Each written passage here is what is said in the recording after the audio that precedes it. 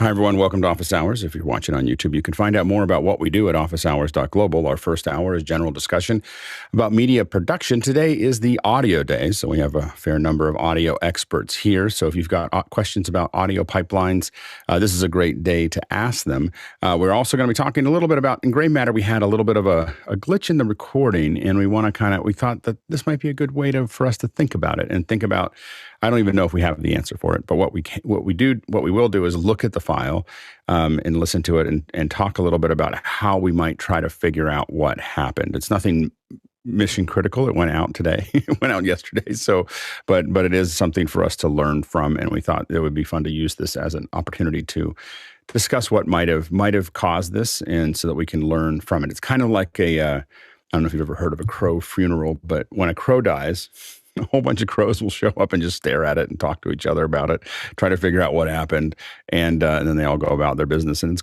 literally, if you look up, I know that Chris is laughing at me because he doesn't believe that there's actually a crow funeral. No, but I've seen them. I've seen a crow funeral. In actuality, there was a crow funeral at the end of our block in Rancho, and I drove by it, and I was like, "That's the weirdest thing ever." Yeah. And I drive by. I come back from the grocery store like an hour later. It's still going on, and I'm like, "What's going on?"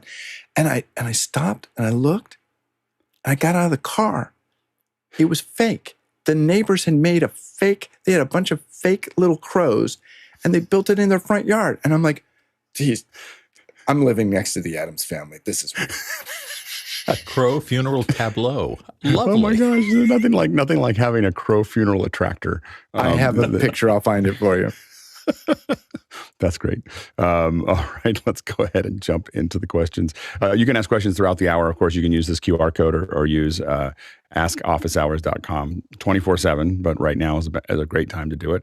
And we've got lots of questions, so let's go ahead and jump into them. Bill, what do you got? First one this morning, Alex, is from Peter Moore in Auckland, New Zealand. And Peter says, PreSonus has an updated version of my Aris E5 monitors and a video on how to calibrate said monitors. Pros and cons? Go ahead, Mickey.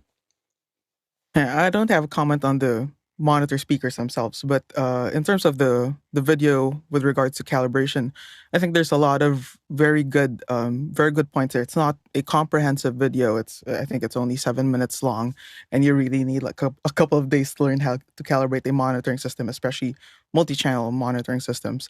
But it raises a lot of very good points and a lot of things that people should keep in mind whenever they're using a speaker system to make decisions on for producing media. That's great. Yeah, I thought it was a really good video. Next question. Next one comes to us from Paul Wallace on Austin, Texas. Apple's Mother Nature skit at Wanderlust at the event was awkward, but every fact or position put forth is a strategic, money-saving, and innovative effort. Comments, and he's got a link to it. Good, Courtney. Yeah, they always crow about our watches are made from 100% recycled aluminum, because guess what? When they hog out those cases for the MacBook Pros, they have a lot of waste aluminum. They can actually cut probably several, 20 watch cases out of what they remove from that aluminum billet to make those aluminum cases for those MacBooks. So it's just an efficient way for them to, use their own waste, but they're creating the waste in the first place. So they're not necessarily saving the planet. They do better if they just switch to a plastic case on all the MacBooks. Go ahead, Jesse. I don't think anyone's contesting the facts of that video. I think what people are kind of in a tizzy about is that it felt like a victory lap when I believe that the biggest trust gap between people and corporations is the amount of ecological impact, and Apple really, sidestepped that trust gap to make a silly little comedy video. I believe that these announcements about ecological steps forward from corporations are best suited for a one-page PDF, not a corporate comedy routine. Chris? Yeah, Jesse, I don't think you get to call it comedy unless it's actually funny. So there's that problem. But I think it was virtue signaling, pure and simple. And it bothers me when something that is important about being kind to the planet that we live on becomes a marketing gimmick. That's what it is. They're like, hey, look at us, look at us. I agree. It could be a PDF, could be a little green recycle thing on the front page. It doesn't need to be a 10-minute not funny movie. Yeah, I think that the Apple used to package a lot of these in the middle of the presentation instead of the beginning of the presentation. And when we were in press, we really liked that because then now we could write all our blog posts while they were doing it. It was like a little commercial break that we could, they had announced a product and then we had time to do something. So I think the biggest, as a press person, I was like, they should put this in the middle, back in the middle. Start with the watch, put it in the middle, so it gives people time to absorb and do other things while they're going through it. I think it's fine. I agree that I just feel like it doesn't belong in a keynote. Like it's not. I don't have a problem with them doing it. I think they should. I think they should keep on being as efficient as they can. I think they should keep on putting things out. I think they should put videos out on YouTube. I just don't think that they should take up the keynote time to do it. I think that Apple. I think this was the slowest, most boring keynote Apple has done in a decade, and I think it wasn't just the fact that. And I'm still buying the phone. I still bought the phone. So it was still effective. But they could have just said, this is what the phone does and did a little video about it, and I would have bought the phone.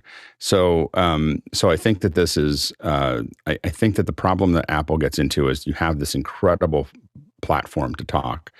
But if you fill it up with too many things that we don't care about, people will stop watching. They'll just wait for the highlight reel and call it a day, which I think, people will continue to move forward. So that's the real challenge for Apple, is that you got to be careful of how much stuff, this is always every corporation has this problem, which is they suddenly build up this incredible thing and then they burn it down by putting things into it that people don't care about, and then people stop watching. And then it was like, remember when Apple used to do keynotes? And then they'll blame the fact that they went to videos. We went to videos, and so people stopped watching. But it's really because they filled it with, now that they're no longer doing it on stage, they now filled it with so many things that we don't care about that we stop watching. That's always the danger of doing it, getting off the stage, is that you'll start packing it with other things that are not important. Let's move on. Next question. Andy Kokendorfer in Viera, Florida, comes up next. Thoughts on using the new Blackmagic Micro Studio Camera 4K G2 in live production? Go, Jesse. The Micro was always our favorite Blackmagic camera, and I'm so happy to see it return in a functional format. We'll be using this for a lot of our smaller studio builds for podcasts and, corporate roundtable meeting type things. I wouldn't use it that much beyond because it doesn't have any built-in monitor or way to, check what you're shooting. But for a lockdown, small studio environment, we're going to be using a lot of these. Yeah, go ahead, Courtney. Yeah, I think it's a great thing, a great camera to use for cooking shows, for overhead shot, or for sports where you want to mount a camera above a goal or at the goal line or above a basketball hoop. It comes in very handy for that. It'll do 4K and record 4K as well. I think it will do UHD over 6 gigahertz, the SDI out, so you can pull a UHD signal out of it live. And it does have all the controls that go back in over the SDI return, so you can control it remotely through all the Blackmagic software. So it comes in very handy for that. And I just noticed that Google has their AI, and you do a search for this camera, and look who came up is John Barker, who covered this camera for us at IBC, and he's got it on his Here to Record site, and it shows up from the AI when you search for it. So kudos to John for being discovered by AI. Yeah, I think it's a great upgrade, especially if you want to use it inside of the Blackmagic pipeline. So it is going to be, it's shadable. We've used these in the past. We were able to shade the cameras. I think the new connectors make it a lot more usable. I kind of wish that the sensor had gotten bigger, but it looks like they didn't change very much in the form factor, just minor changes to the. It was way overdue. I don't think they've updated this for 6 or 7 years at least. So I think that it was way overdue. We've used, I think at one point, I had over almost 15 or 16 of them that we used for all kinds of little things, but mostly overhead shots and wide shots. And as Jesse said, for podcast recording, these are great because they're just not very, you don't see them very much. And you can put them on smaller PTZ heads that can't manage a lot of weight, and that cost drops dramatically for those kinds of heads. I will say that the one that is The competitor, if you're not going to build it into the system, is the LR1 from Sony. Sony just released this a couple weeks ago. We talked about it a little bit. This is a full frame sensor at a size that's about the same as the Blackmagic camera, and so full frame 61 megapixel stills as well as the full frame video is extremely competitive. And they are Sony. It's interesting how Sony groups things because you get a sense of how they plan to use it. The LR1 is in the Sony professional camera line with the FR7s and all the professional cameras, not in the general, the wider line. And the advantage of that Sony is, of course, the short depth of field. So if I was going to use something that was going to be part of the Blackmagic pipeline and shade it and so on and so forth, I'd probably go towards the Blackmagic camera. Being able to control it and do zoom and all those other things. If I was going to use it I want this to be a really great image that is short depth of field and all the things that I would expect from the Sony, and I think the autofocus and everything else, I'd probably look at the LR1 I don't think it's released yet, but I'd probably take a look at that too. So those are the two in that field now, I think, that are the leaders. Go ahead, Jesse. Full frame is gorgeous. I do agree with that. I am happy to see that Micro Four Thirds is getting a little bit more support because the lens cost and weight is so appealing for small builds. Yeah. Sorry, I tend to be a little bit of a snob and want Super 35 or higher or bigger. Next question. Next question comes to us from Jeff Cohen in Miami Beach, Florida. And here on the panel, has there been any additional significant advancements in AI speech generation in the last 2 to 3 months? John? The best speech generator still on the market right now is 11 Labs. However, next month is Adobe's, what do they call it? Their big shindig? Max. Adobe Max is next month. I suspect we'll see something out of Adobe as well. Go ahead, Mitchell.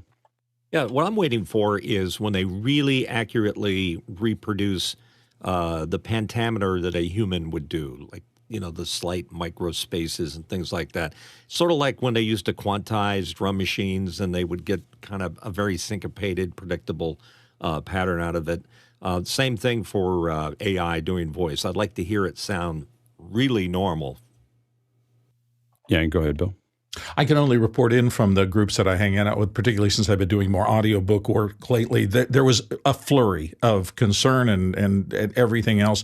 It has quieted down substantially, and I think that the industry is a little more coming to terms with the fact that this is going to sweep through it, and a certain class of work will be disrupted, but other classes of work, the general feeling seems to be that other classes of work will keep going because that human factor, at least at this point, still hasn't been completely reproducible. So we'll see. Go ahead, Chris. Yeah, what Bill said, the bell curve will flatten. So it's the stuff in the middle that'll just, the easy, like throwaway VO jobs will get replaced by stuff like this. There's always room at the top for work. Be at the top. Yeah, no, absolutely. And I think that I'm just so excited about the idea of being able to have every piece of print, every magazine, every book, everything be available to listen to effectively. And we've had that in some cases with Kindle.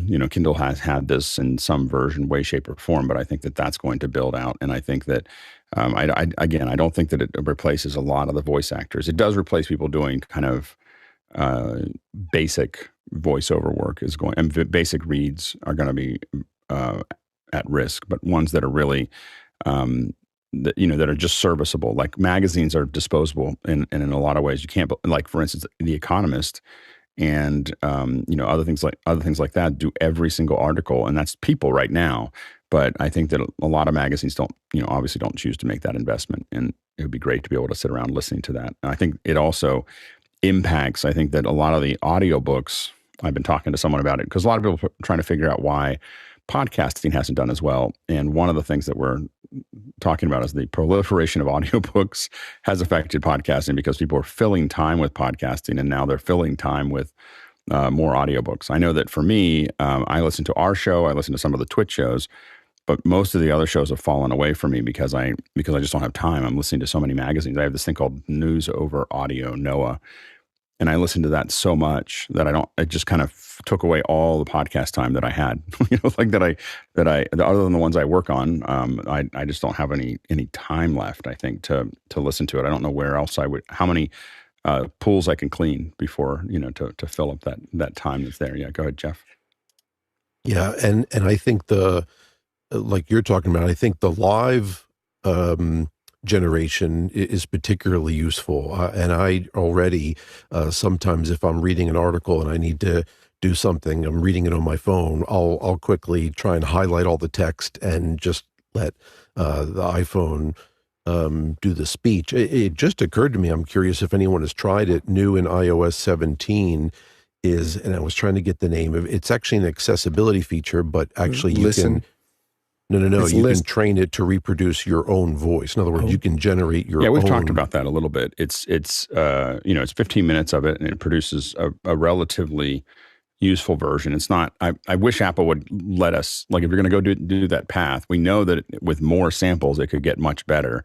So I'm hoping that they're kind of just doing this as the beginning of accessibility, and then they're going to let us sit there and read 20. I would sit down and read 20 hours of testing stuff so that it would, so that it could really build a strong model of my stuff. And I'm going to experiment with doing it with 11 Labs. I obviously have a lot of samples that I can put in, but I think that I think that it would be, I love the idea of doing that, and I think that it is. I just wish that, and maybe it's really effective. I just feel like it's 95% there, and I guess that's good enough. But I feel like it'd be really great if they just went ahead and finished it. Go ahead, Mitchell.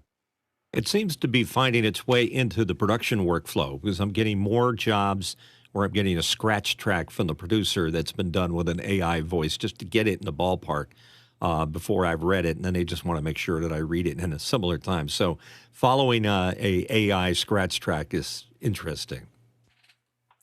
Yeah, go ahead, Chris. There's the, in iOS 17, and maybe this has been there before, but there's a new thing in Safari where you can tell it to go ahead and read the page to you.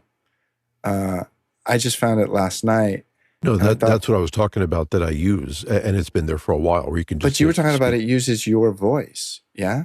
Sorry, two separate things. Just the ability to use whatever voice you have Siri set to and read whatever you've just highlighted has been there for a while. Right. And then Alex, I have a question for you. So if you were gonna sample your voice, do you want it to be your voice or your personality? This is an interesting thing because your voice, I mean, obviously you know how to read a voiceover. I love the story you tell me. You tell about you did this one voice, or you did it like 30 times to get it just right when you were at the beginning of your career. Or would you want it to be conversational, Alex? With, because you speak as fast as you listen. And so sometimes, you stutter and stuff. Would you want it? Would you want a little slider to like be more personality? I think that you could. It would be fun to have it because I definitely, and a lot of us shift gears when you're talking to different people. So I will slow down and speed up depending on who I'm talking to or what I'm talking about. And so I think that being able to figure that out, I think is important. So it's going to be interesting to see. I do think that we're not very far away from at least our text messaging and so on and so forth, just being something that if I save that imprint, that you can choose and I think this is important because I think this has to do with how Apple manages stuff inside of iMessages, is that they don't want to necessarily give you the voice print of somebody else, but they may want to send it so that if you send me a text and I say, read the text, it's read as you. Like it's taking I think this is where we're going with this. Isn't that called voicemail? It is, but imagine being able to text voicemail. Like I don't want to, the hard part, you could sit there and read it and have it read out when someone's texting you, but you hear it as you, as opposed to voicemail is really hard to deal with. I mean, I don't know. It's getting easier now that it's getting turned back into text, but it is just a pain in the neck it's a pain to use. So anyway, next question. Tim Holm in San Lorenzo says, recommendations for services that will provide a transcript for audio and or video for a student to study lectures. Note, it's on a student budget. Go, Jesse. I'm going to tell you the techniques we use, and we use most of these in post. The first thing you would consider is uploading the video to YouTube and letting YouTube do an automatic transcription. If you have Premiere or Resolve, both of those have automatic transcription tools in the software. Resolve is I don't want to say light years ahead of Premiere and YouTube, but they're running circles around them. Resolve is very sensitive to context. It will look at the text for the whole video and kind of that crowbars it in different directions. We did a video that talked about Tokyo and Japanese culture a lot, and it was more likely to subtitle words that were connected to Japanese language and connected to Japan than if they were not talking about Tokyo in the video. So it does follow context. If you need this in real time, what you could be doing is live streaming your lectures to nobody on YouTube. So you set up the live stream, you leave it unlisted or private, and it will be working on automatic transcription as you do the lecture. And you could email that link out to the students with closed caption, or you could download the captioning from that lecture and then email that out as a text file. Yeah, and look at the Whisper app. There's a variety of Whisper.ai, Mac Whisper, Whisper. Those are all things that'll do it pretty automatically. And the thing that you can really get into is what AI is going to allow us to do with lectures is take those lectures, convert them to text so that they can study them, but also summarize them, break up the cogent points.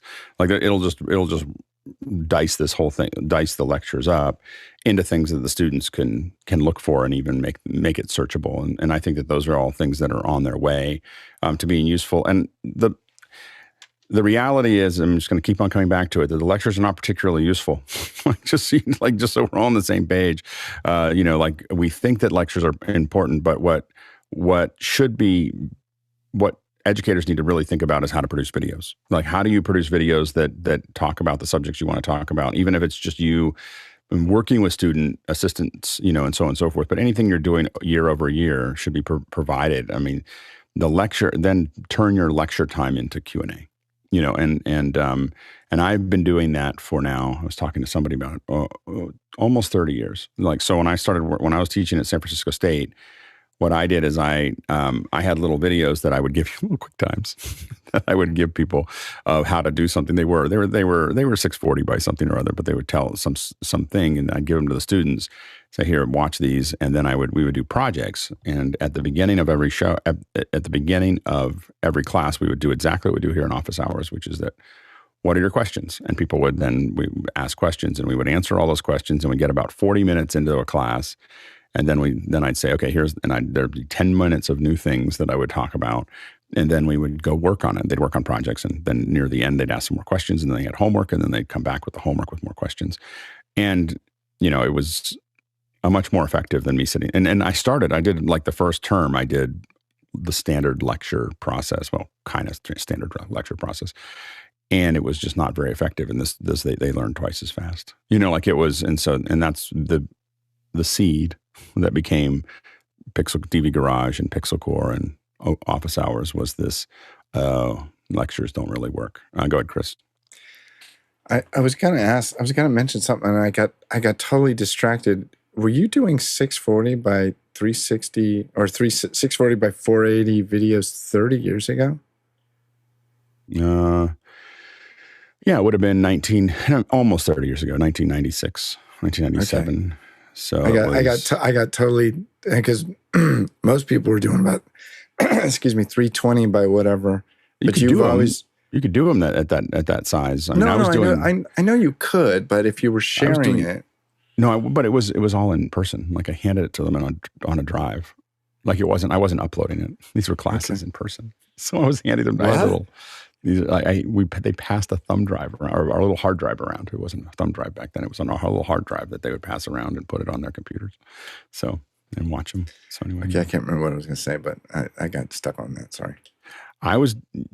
We were doing pretty, I mean, the funny thing is that to your point of sharing, in 2000, there's a little bit of a non sequitur, but in 2000, the bandwidth was so expensive that we did all of our training in Flash. So all the little animations were all done in Flash, so that we could. They were all done. There was an After Effects plugin at the time that would export Flash, so people would animate everything in After Effects and then export it as Flash layers. And to this day, those trainings are unwatchable because QuickTime stopped supporting them, because we saved them as QuickTime files and put them on the web page, and it was 1 meg instead of 30 megs, and that we could afford that. Go ahead, Jesse. Just be sure to know your class if you're taking Alex's advice. This works great for people who want to be in the classroom, but if it's a requisite course and it's at 8 a.m. and nobody wants to be there, the open floor for questions can be teacher suicide. Yeah, it's. I will say that if you get good at answering questions, people show up. I mean, that's the big thing. Like that's the distinction is that people, if it's people don't show up at 8 o'clock to listen to someone drone on. They show up if it's going to be part of the conversation. It depends on just how good the class is. So and again, I always enter everything able to talk to something or show something if no one asks any questions, but I have to admit that I've taught at all times, and I've never had a class that didn't have enough questions. Next question. Peter Moore in Auckland, New Zealand comes back next. FR amps, that's an initialism for full-range flat response, have come to the fore for guitar players using digital effect pedals as well as keyboard synth players. Thoughts? Go ahead, Courtney. Well, it makes sense that if you're using something to emulate another amplifier, that's modeled, digitally modeled after, your favorite guitar amp or your favorite synth sound, that you're going to want something that's not going to color that changed sound once it gets to the amplifier. It's not going to add anything or change anything with its frequency and dynamics that are going to mess up all that wonderful digital modeling. So that makes sense. However, you probably don't want to send a naked feed into that amplifier because you'll get all the noise, you'll get all the hum, you'll get all the nasty stuff, as well as the pristine audio. Good, Mickey. Yeah, I agree with Courtney. It makes sense with all the emulation, cabinet emulation, also amplifier emulation that's happening now. But I just wonder, because this is not my wheelhouse, I wonder how this differs with standard monitor wedges that people use or also in-ear monitors. Like, why have a separate dedicated amplifier that, I don't know, is this meant to be mic'd up like with the SM57 by the front of house engineer? Or is this just essentially another monitor wedge?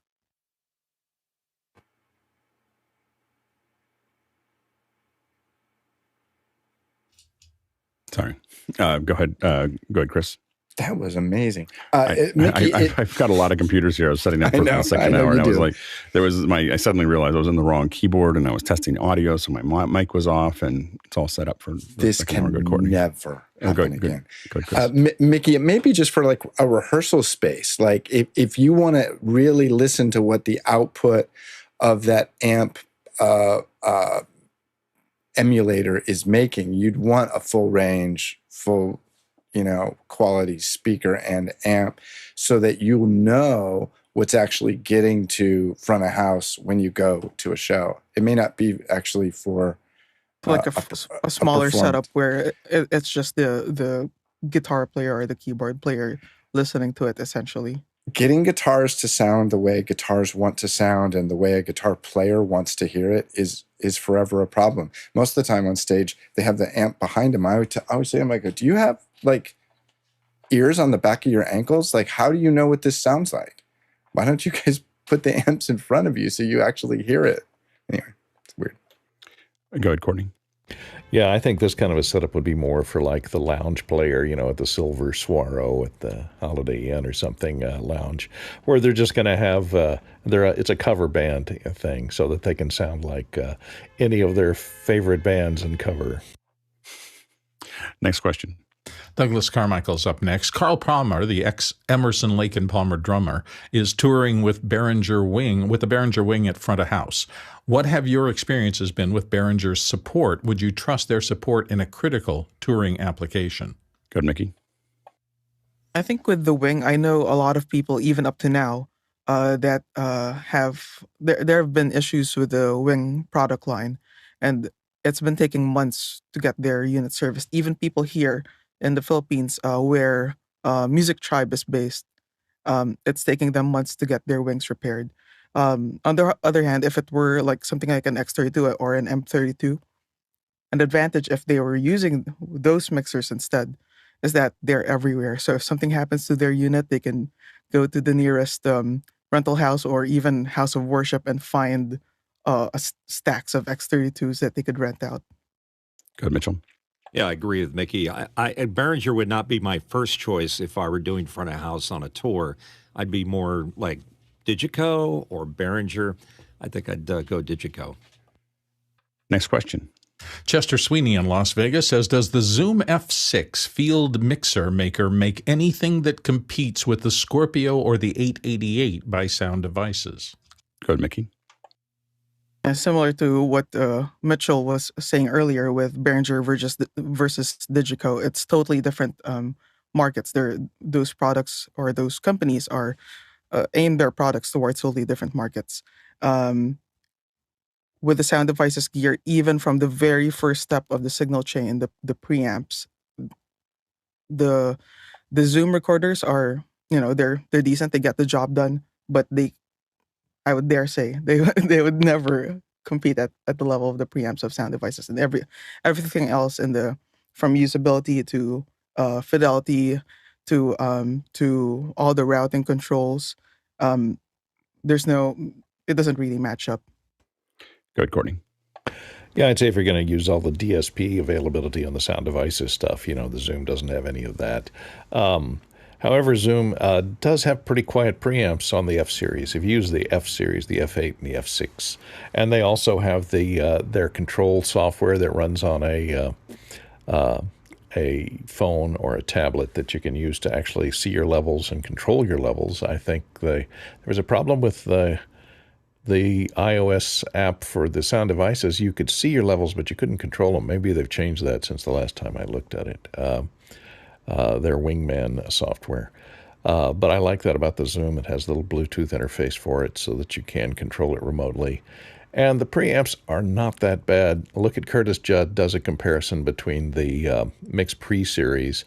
It's not the equivalent of the Scorpio, but the Mix Pre series, the 6 and the 3, it's pretty comparable. So look at it at Curtis Judd's and listen to Curtis Judd's comparison of those two machines, and you may be surprised.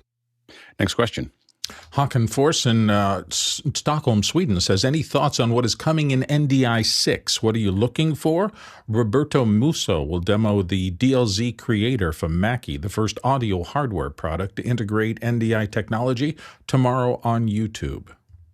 That looks exciting. I mean, it finally hardware. So I think that'll be interesting to see how that goes. I haven't seen too much. I assume NDI 6 was announced at IBC, or what their roadmap is. Because I don't think we talked about it in the last show that we did a couple weeks before.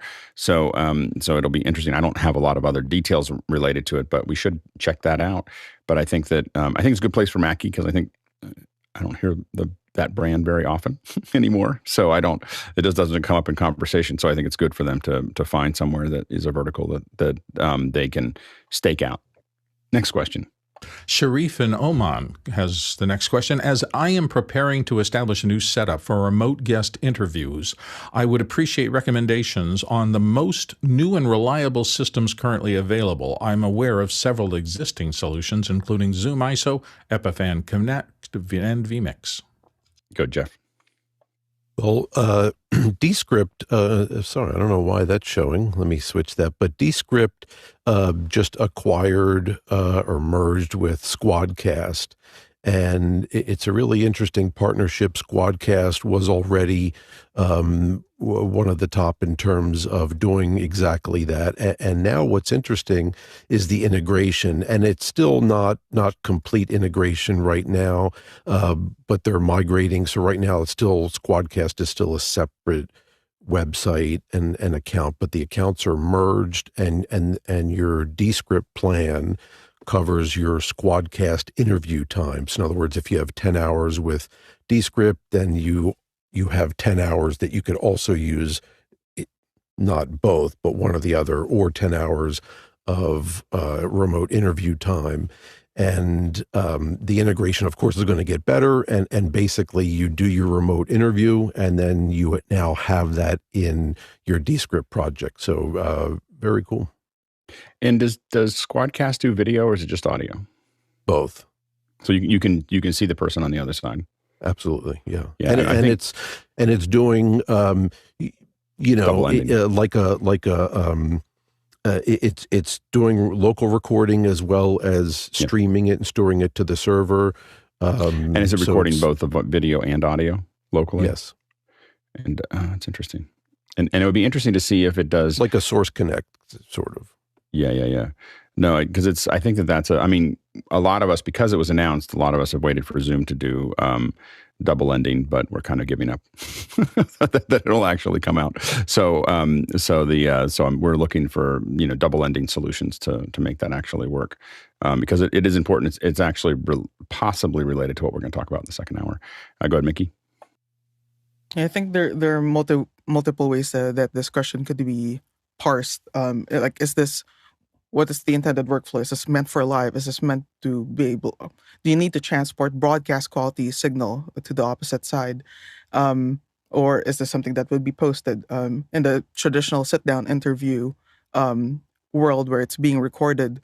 We would typically, I would be typically part of the local crew with the interviewee, and we would just bring in the producer or the director remotely, usually someone from a network overseas.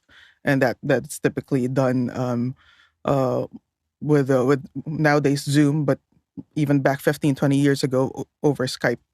And we're not transporting broadcast quality signal to the opposite end. It's just enough to have for the director and or producer to have a conversation with the interviewee while we're recording the full broadcast quality signal locally on the cameras and audio recorders on site. If this is for something that's live, there are multiple ways to backhaul the signal. Alex uses companies like the Switch a lot, or LTN, but those of course come with a heftier price tag, but they are able to transport uncompressed and also very, very low latency across the world over private fiber lines. You can also do LRT with a live view system, SRT, Zoom over ZoomISO works as well, although that's limited to 4, 5, 6 megabits per second at 1080p. So depending again on what workflow and what quality you need, there are multiple solutions you can use. Yeah, the thing that is, for the highest quality, we want to send a kit out to them that is going to have a camera and potentially, a camera as well as some kind of local record that we can record the highest quality. So the bigger kits that we have, we send out a Mac Mini, and it also has a Blackmagic 6K or a Sony, as well as a MixPre 3 that has, that is recording. And then we're going to get the highest quality on that end. Now that might be, for the podcast that we do, we just send out a mic. Let's improve the quality of what they have, and they're transporting that back over Zoom. So that's more consumer. The thing you want to look at is latency. So when you increase the stability using SRT, LRT, those types of things, you generally increase the latency as well. So Zoom is very low latent, but it's also it can be a little less stable because of that. So it's more susceptible to Wi-Fi and other things that might wash it out. Next question. Next one comes to us from Douglas Carmichael. I'm working with a local church to help them build their PA or streaming infrastructure. While they are excited about the possibilities, how do you make sure a church doesn't lose sight of its core mission, even with an added channel of communications? Go, Jesse. Our experience with client excitement regarding streaming is very similar to our experience with client excitement regarding drones. Very, very high at first, and then automatically self-correcting once they become familiar with, once they're reminded of the laws of physics and the risk associated with what they're doing. So don't be surprised if within 4 to 8 weeks they have tempered their excitement and have a much more pragmatic view of what they're planning to do with streaming. The other thought that's on my mind is we allocate about 70% of our thought space to keeping an eye, making sure that we don't lose sight of our core mission, and 25% of our thought space to making sure the core mission doesn't lose sight of the actual business. So be open to the idea of the core mission changing a little as you start broadcasting with this church. Go, Jeff. And that's really what I wanted to maybe just pose the question, which is, because the question seems to imply they're somewhat at odds. And I would say doesn't this perhaps serve that very core mission? In other words, if the goal is to reach your community, like businesses, you want to do everything you can to reach your community in any and every way possible that makes sense to both you and the community you're trying to serve. And this might let you do that. Next question. Chester Sweeney, back again. For a live small gig offline, when there's too much reverb and no carpet, should we bring a carpet or throw rugs for the reflective floor? Go ahead, Jesse. Yes, carpets and throw rugs. It's the one piece of equipment that never leaves the production vehicle. We unload cameras, we unload tripods, but the carpets stay there because we know we're going to be using them on almost every shoot we do. Go ahead, Mickey. Yeah, certainly. Carpets, sound blankets, ferny pads, any thick, dense, heavy material that you can hang around that can absorb these sound waves would help. You can throw them up on stands. Another option would be baffles that are on wheels. These are typically wooden frames that are probably 30 to 50 centimeters thick. That's filled with rock wool or fiber insulation and covered with fabric on both sides on wheels so that you can move them around. Those would help immensely for larger spaces where that have high ceilings. If ever you need to be a bit more presentable, like I say, if there's going to be an in-house audience, you can also fill that the ceiling up with large inflatable balloons, and a lot of those could cut the reflections coming from the ceiling going back down. Go ahead, Mitchell. Agreed. I think the most effective sound reduction device that's made is the room treatment before you do the recording, because if you expect to fix everything in post, it's always going to be a compromise. So spend your time doing things like was just suggested, sound blankets, carpets, all of that stuff will save you a lot of trouble in the back end. Go ahead, Courtney. Yeah, definitely travel with the carpets. The floor is only one surface, though, and you got to look for parallel surfaces and break up at least one side of each parallel surface. So if you can do that, it'll do a great deal to remove your the time decay of your echo. So C-stands with furniture pads for any walls that are not on camera. Raise them up and get them in front of those parallel walls. At least one of the parallel walls will cut down all the standing waves, which is the thing that creates all that long decay echo. Next question. Poon Shakdorji in Dharamshala, India. Greetings. What kind of audio solution does parliaments have? Do they use a DSP? Can you discuss the Tibetan parliament in exile is in session and audio has disturbances? Thanks. Go ahead, Mickey. Yeah, a lot of these halls have a conference audio system. Popular ones are from the likes of Bosch. The Decentis system is very popular, and also Shure has a slightly more affordable system as well. These systems usually do run through DSP, typically an auto mix engine, as well as automatic compression and expansion as well, so that they can have a nice even output on both the PA system and also anyone who wants a broadcast feed through a press box without someone always on the faders. Yeah, and oftentimes if there's disturbances, it's not the equipment. I saw the video that was posted a little earlier, and the equipment looks like it's pretty close to top of the line or in the top half of the type of equipment you would use. Usually you're wanting to look at your signals. So how are your signals going? So if they're audio, how are they being transported? If it's wireless, you could have a lot of problems. So wireless is pretty dangerous if you're going to do something to a lot of different desks all at the same time in a closed area. It's something that we would tend to avoid. I don't know if it is or not, but those are the kind of things that we would look at. And then of course the how it's being transported after it gets out of there. Looking at the video that was posted a couple days ago, I don't think it's something with the core equipment that's there. I think that there's something going on with the transport. Go ahead, Mickey, real quick. Yeah, I recall seeing that video. I think it was last week, and it sounds like there's a lot of possible things going on there. Even basic things like using XLR connectors, but only one leg is wired, essentially turning it into an unbalanced connection. Simple things like that could cause havoc. Go ahead, Courtney. And in a country that has a lot of political disturbances, jamming is not out of the question. It's possible that And this is in India. So this is in India, not Tibet. But Parliament in exile leads me to believe that there might be somebody opposing Parliament in exile. So there could be sending signal disturbances in there that are creating problems with any kind of wireless equipment. Even if I would definitely try to avoid wireless there. I've actually been in that room, so it's pretty close to the center of that building. It's pretty connect. I think it would be hard, not impossible, to do jamming into that. But I think that I'd be concerned about any kind of wireless, and I think that you wouldn't need jamming to have a wireless system in that area have issues. Next question. Georgie Chaudhry-Bortnick in Swissvale, New Hebrides says, how do we find and get the perpetual license for the Stream Deck on mobile for iPad and phone that Jeffrey was promoting the other day? I don't see the option for the paid upgrade in the store.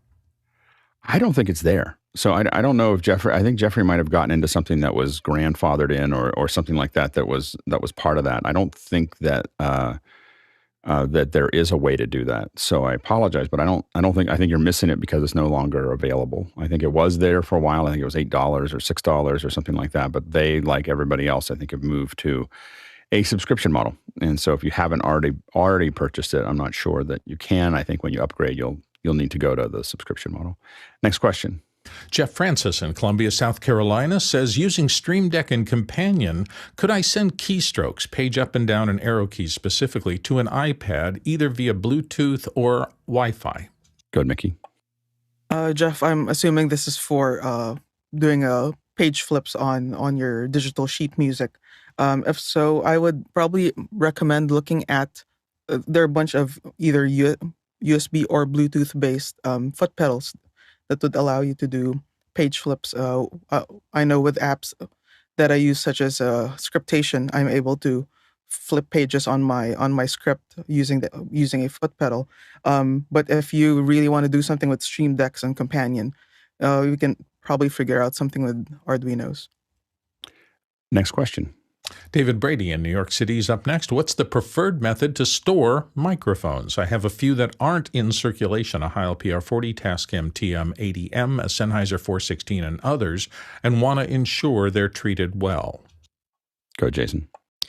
If you don't already have the ones that came in cases, the PR40 comes in a really nice case. I would say custom foam, Pelican case, and be sure to put desiccant, those little things that come in, vitamin packs. Those are designed to absorb moisture, and you don't have to buy those commercially. You can just put them in, and they'll work just as well as they did in keeping your B12 clean.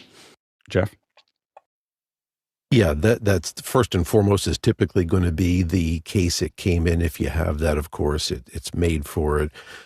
Barring a custom rack, which keeps them vertical and everything, that's going to be the best for storage. And the three main things, you want to keep them climate controlled, so out of humidity. You want to keep them away from dust, because dust will accumulate inside on the pickups. And then sometimes overlooked is out of sun. If it's somewhere where sun is hitting it constantly, it's going to dry it out. So those are the three main things you're trying to protect it from. Go ahead, Mickey.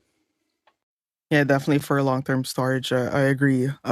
Keeping them in the original case that they came with, if they did come in with one, would be my go-to for long-term storage.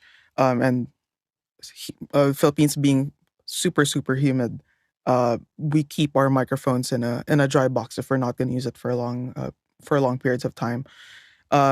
For shorter term storage, something like a 416, I have little PVC tubes or PVC pipes that have threaded caps on them, and that's how I store the 416 because the box itself is quite bulky, while keeping them in tiny little PVC pipes is a lot easier to store and also to travel with. Next question. Next one comes to us from James Babbitt here in San Diego. For Zoom meetings, I use the Shox OpenComm Bluetooth headset with a built-in boom mic. Is there a way to fix the lag between my speaking and then hearing my speech after a delay in the earpieces? Maybe use loopback? Mickey? Yeah, Bluetooth itself is inherently very latent. So there's no real way around it. And also bear in mind that whenever you have a signal that is digitized, that A to D conversion, and also on the way back, that D to A conversion will also add latency to it. So there's no real way around it, especially if it's also going through an OS, which in itself also adds latency. So there's no real way around the latency of hearing yourself back. Next question. Brian Taylor in Washington, D.C. is up with this. The production team where I work cannot for the life of us get Premiere's project manager to work consistently or at all most of the time. What gives? Mitchell? Sounds like you have a corrupted preference file. There's a keystroke that allows it when you start Premiere to rebuild that, and that's probably a good place to start to get rid of those preferences that might be messed up. Next question.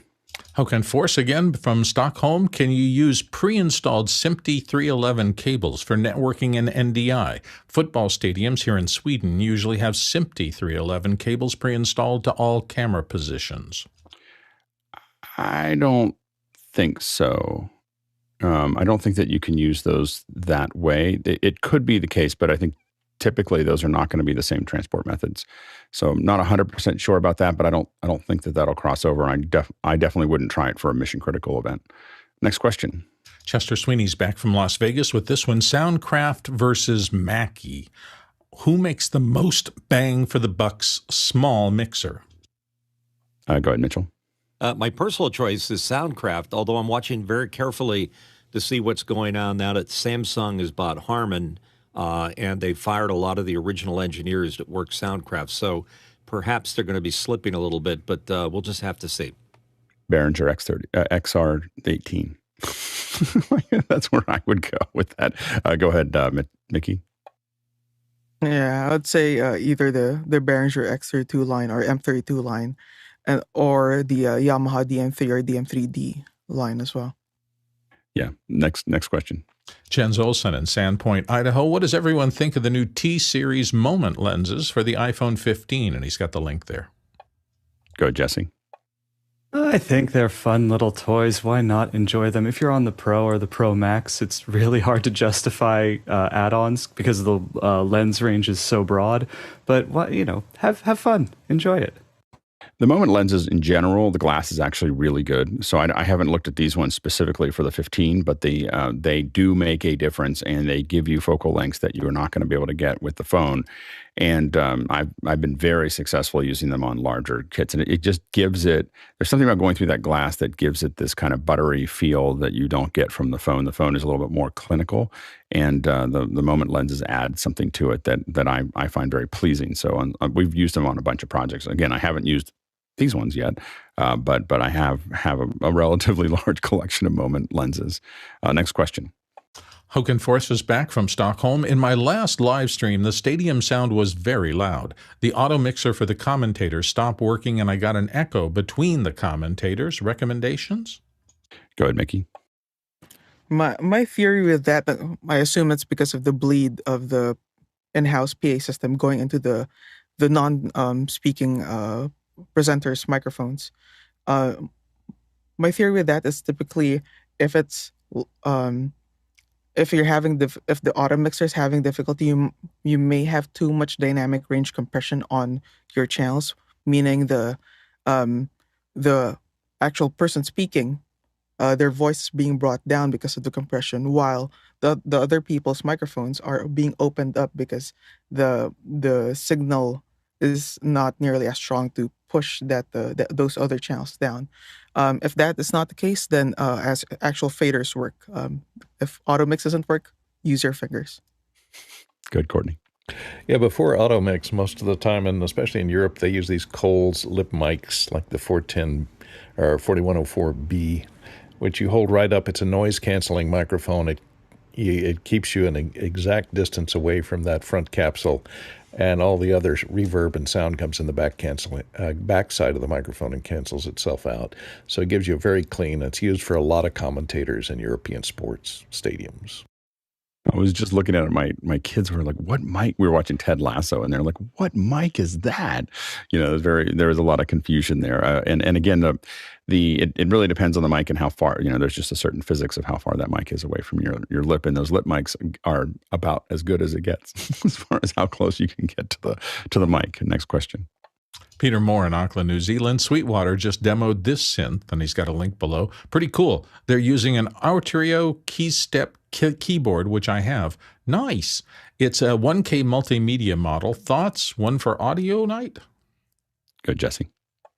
I am always so happy when there's an audio device with all the knobs and buttons on it, especially if it's targeted at entry-level audio.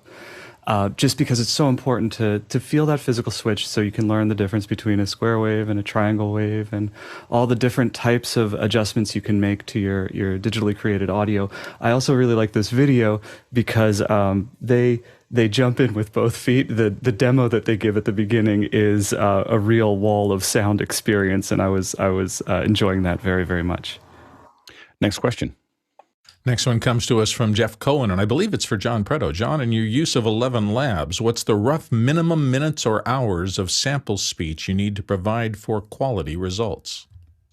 We took a Courtney, how long was that one video where you were showing your geek program? 15 minutes or something? Yeah, about between 15 and 30 minutes, I think. Yeah.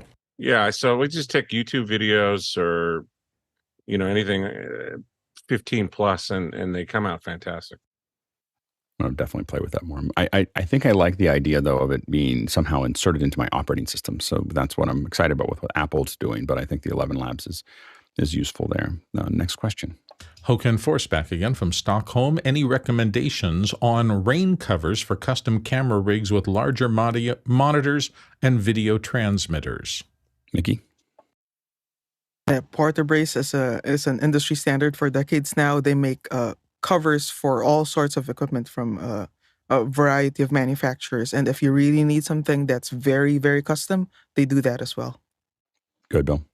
Yeah, and my go-to for rain covers was the Marker Tech catalog. I think they're still featuring those, so go to that. It's a huge catalog with all sorts of accessories and peripherals, and rain covers, I believe, used to be a subcategory for them.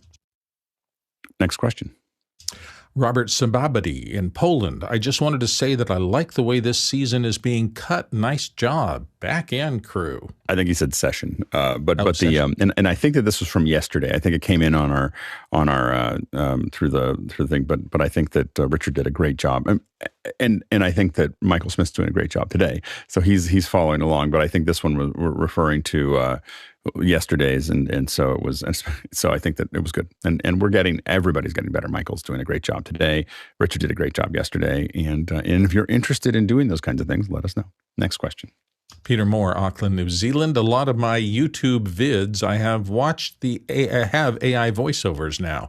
They're reasonably accurate, and some of the channels are better for it. Giving office hours and after hours, yep, I could search. Can the panel recommend any of these and the pros and cons between them? Go ahead, Jesse. The pros is that an artificial intelligence voiceover will sound better and more appealing to a general audience member than somebody with a terrible, terrible microphone. Like if you watch a YouTube channel and they're using the mic built into their laptop webcam, it's going to sound pretty rotten, and the AI, I do feel, is a step above that. The con is right there in the question. It's reasonably accurate. It's good enough, and good enough is not good enough. Go ahead, Bill. I just have to say, my wife came in the other day and said, I can clearly hear an AI voice in what you're watching today. And it was a news broadcast. And sure enough, it wasn't. It was just a terrible person talking on. So the people are starting to mistake bad human for AI. That makes me laugh. Go ahead, Courtney. Yeah, there's one called Murph AI. That's used, and a lot of times you'll see these on YouTube's because they're, YouTube videos that are created with stock video footage and a text, and it's someone who's maybe they want to post an English version, and English isn't their primary language. So an AI voice is a good choice then, because somebody with a heavy accent in a foreign language or doesn't have a full grasp of the English language these type of AI synthesized voices can be a saver, and then you can put them out in several different languages with the AI voices. Coming up, we're about to start talking about our little audio glitch here in just a minute, but also coming up in the rest of the week, we're going to talk about IBC tomorrow. Not how it was made, that's going to come a little later, but really what we saw, what were the new announcements, and we're going to kind of take a look at that. So take a look at what was announced last week, and a lot of people are just getting back and recovering from it, so stay tuned for that. Friday, Corey Benke is going to be here from LiveX, and he's going to talk about the virtual video control room service that they have, and I think it's going to be really interesting to see what they put together. They've been putting this together for quite some time, so definitely stay tuned for that. And of course, Saturday and Sunday are 2 hours of Q&A. Sunday being the more introspective of talking about office hours. Now let's go ahead and jump into the second hour.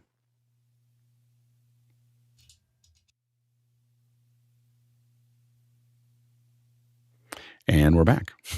We almost hit it. So it's close. Anyway, so we're still working on that. Anyway, so so we're back for the second hour, and we are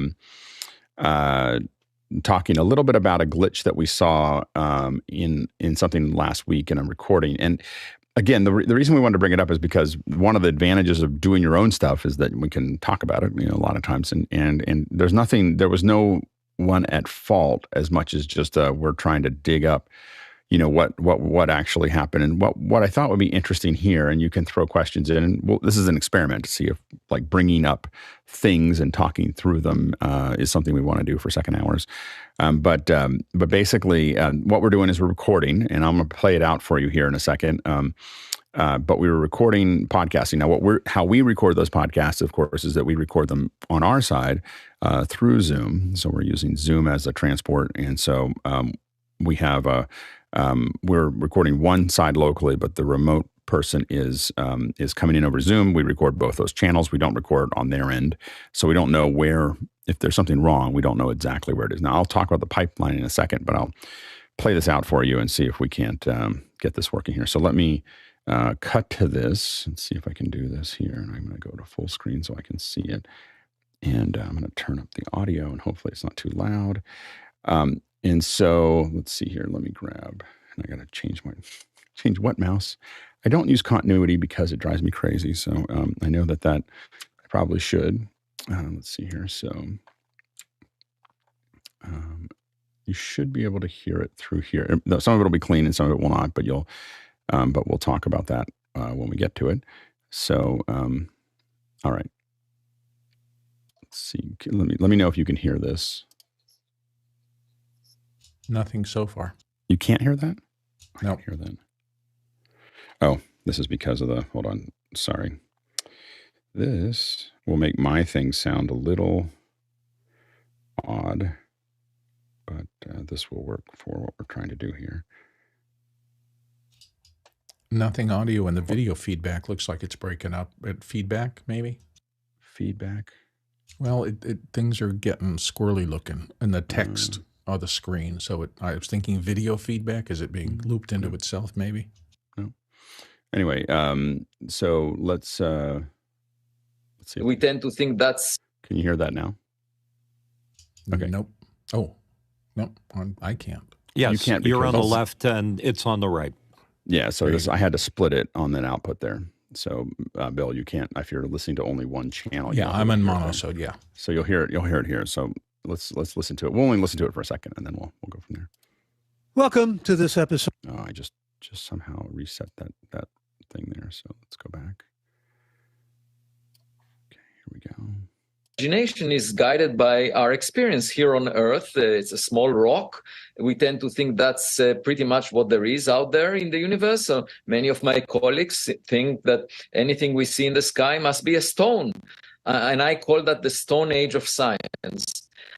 We should expect the unexpected in the sense that, life elsewhere may be very different than here. Now, that was the worst one. So that's what now, when we look at it, the interesting thing here is that when we break it up, when we look at this this process, one of the things I noticed as I went through it is that you will see it go. See here, this is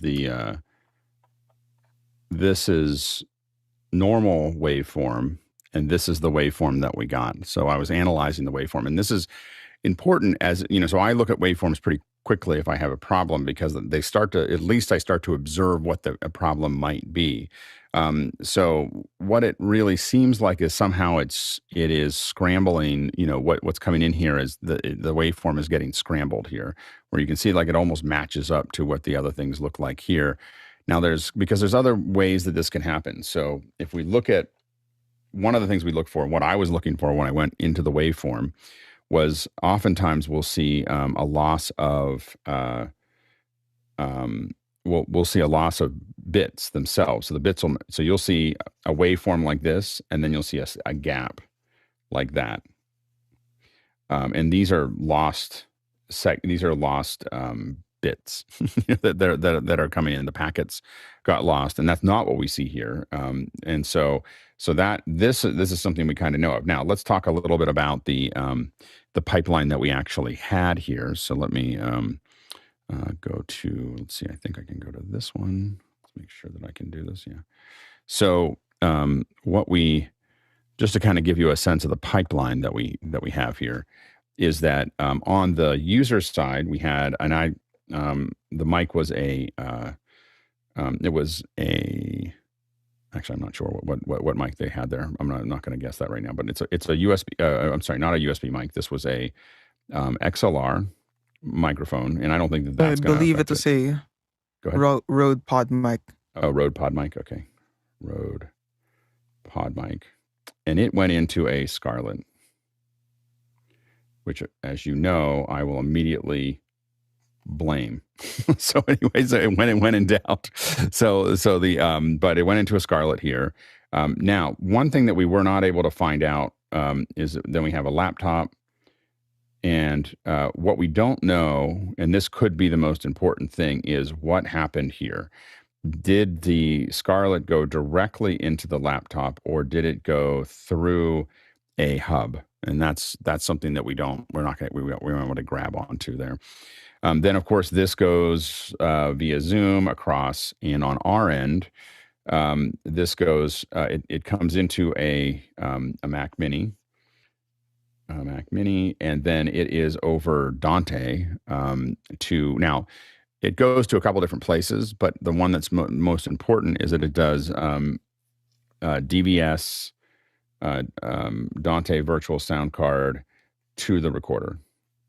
So that, it goes to it goes into Dante, and it goes to a lot of other things. But the thing that is the most important to us is going into that recorder. Mickey, is there anything I'm missing there in that pipeline? I think I think it's important as well to state what is being used as a recorder, because there are, I believe, 3 records happening of audio. So we're using to do this record, we're using a Joko, and we're using Boom recorder. And those are the two that we grabbed the files. I often record to Logic. That record failed because of user error. But you weren't recording in the Scorpio at all? That would be where I would record first. It's not going to the Scorpio. So it's going to these to be recorded. So it goes out of DVS. The other place that it goes now is an X32, and that is mixed into the live show. But that's not, I don't think, unless Mickey is, I think the raw tracks that we record, though, are still, those are coming straight from DVS. Straight from the Mac Mini. Is that correct, Mickey? Yeah, we're recording, we're recording the raw out of DVS out of the Mac Mini, but also recording multiple variations out of the X32, post fader, the full broadcast mix, and a variety of them. But the raw records are coming directly from the Mac Mini. And the key here is that there's a lot of the stuff with the X32 here, but it's not what you just heard did not go through the X32 to make that actually happen. So it went straight from the Mac Mini to the Joko, and that's the Joko recording. We also looked at the Boom record, and and then we also, in the live stream, we heard it. So it was coming. We do believe that there's 2 places, or there's 3 places that we're looking. that are here. And again, we don't have the answers. This isn't one of those. This is not a class where we come out and say, "Oh, and this was the answer." we are still, and we may never know exactly what happened, but we're investigating it. So the three places that we think that it could be, of course, is DVS. So DVS could be breaking up somewhere. Zoom. So Zoom could have, although we did send it to someone at Zoom that we all know, and doesn't look like the kind of thing, or doesn't sound like the kind of thing that's happened in Zoom in the past. And then the final one here is looking at the if there was a USB hub, it could be affected there. USB hub, if it was going through that, which we won't know and we won't be able to find out. So we think that these are the three things, and we'll probably give you an update at some point, probably not a whole second hour, but we'll give you an update once we've done a couple more tests. But we think that they're now the thing that what we do know is that Mickey you heard in Zoom, Mickey, you heard in a big mess, but you were in Zoom and you heard the problem, right? Not just in the tail end, but you heard that glitching in Zoom on the other end in the meeting. Is that correct? Yes, and I'm going to fade myself up here. I'm right now coming through a different pipeline. I'm actually going through the gray matter pipeline, going through that exact Mac Mini right now. And I must be totally off sync because I did not do any syncing here. Right. But yes, I did hear the noise directly, or the anomaly directly from within the Zoom meeting. Yeah. So that means so what we do is, by looking at that, we start to go, well, this is probably not it. If Mickey is here and he can hear it from here, then it limits our search to Zoom or the user situation, because this is now Mickey's hearing it from the reflector. So now we think it's either a Zoom transport or the host app. If Mickey if he heard it before it got to here. Yeah, go ahead, Jeff. Yeah. Can you tell us when this started? In other words, how far into the recording? Yeah, it started in about I just played the first one for you. So it started at about 2.5 minutes in, and then it came and went, and by the middle of it kind of stopped. So it just, it was, so it didn't, the other thing about that is that it wasn't regular. So that, that's oftentimes we're looking for something that happens over and over and over again. And that didn't occur.